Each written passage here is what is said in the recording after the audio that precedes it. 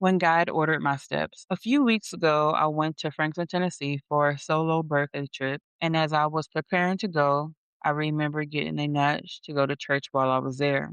A part of me was hesitant and resistant because I had not been to church in years. If I'm honest, I really didn't see myself stepping back into a church for previous reasons and experiences. But out of being obedient, I decided to look up a church near the hotel. While I was trying to figure out which one to go to, I had another nudge to look up CCY's church, which I did. I saw the locations and I saw the times and I said, okay. I made it to Tennessee and I enjoyed my birthday vacation. But as Saturday came to a close, there was another nudge, a reminder to go to church. And there was a part of me that was actually irritated, if I'm honest, because church was not in my plans. I really wanted to be able to enjoy the full length of my time in my hotel. I didn't want to have to give up my moment of rest, peace, and solitude to leave out early and go to church. And honestly, I knew that was selfish and self-centered, but that's how I felt. Anyways, I prepared for bed, I told myself I'm going to get up and go to church and make it to the 8 o'clock service. That way I can get done and be able to come back to the hotel and enjoy the rest of my time. Well, that didn't happen because I woke up at 7:30 and almost immediately heard in my spirit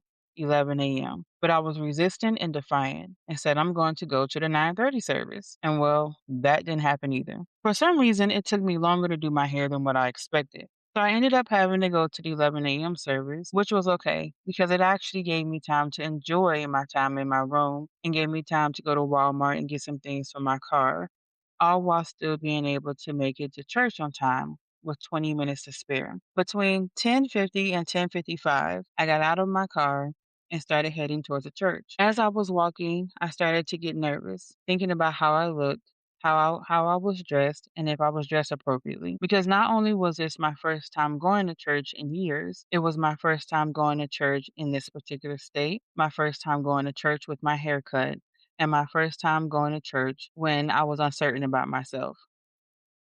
As I'm walking, I found myself stopping because I didn't know where the interest was or where I was supposed to go. As I stopped, I had a nudge to look back. And when I looked back, I saw a young lady approaching. We would call her M. Now, I remember asking M if I could follow her into the church as this was my first time visiting. M said yes and asked me where I was visiting from, and I told her. As we were walking into the church, I asked if it was okay that I sat with her. She said yes. It was expected. And I was like, oh, it was expected, as I clutched my pearls metaphorically and sarcastically, but also relieved. Because some people will walk you into a place and then depart from you. And with this being my first time at this church, I was unsure of what to do, where to go. So for her to say it was expected for me to sit with her, I really felt honored, accepted, and wanted. As we made it to our seats, a young lady sitting 2 rows ahead of us turned around and asked M if I was her mom.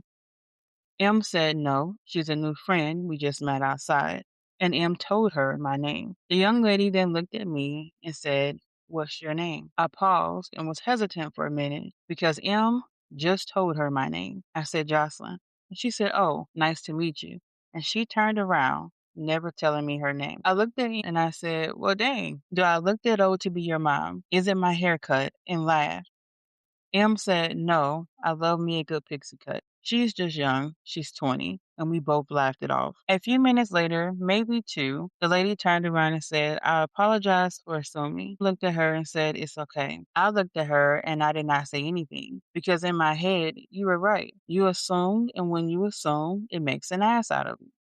The service started and we had a good time during the service. I really didn't feel like I was alone. I felt like I was home. I felt like I fit in and I had somebody next to me to support me while in service. After service, I had asked M where would I go to submit my tithes. She wasn't sure. She wasn't sure where to go as she had just joined the church in May, but offered to help me find out.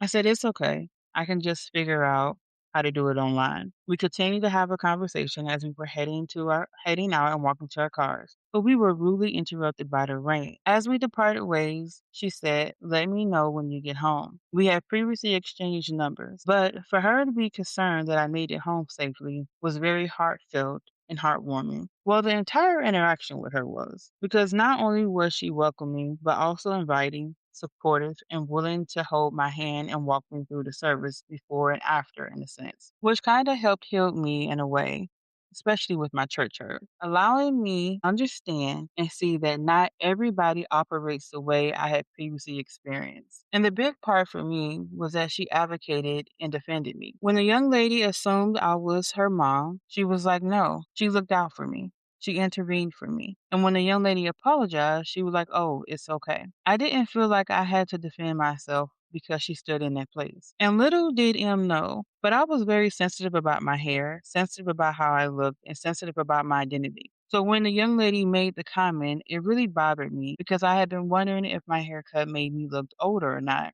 So for it not only to defend me, but then also give me a compliment, it helped cancel out the assumption that was made, which allowed me to be able to enjoy the service without absorbing the comment and dwelling on it. My interaction with M is actually setting the tone and setting standards for future friendships and relationships that I may encounter. Because in one season of my life, I would have been M, defending and advocating for those around me. So to have somebody do that for me without me having to step up, I think it was amazing and a blessing from God. Even during my visit to Tennessee, I experienced a different connection and relationship with God.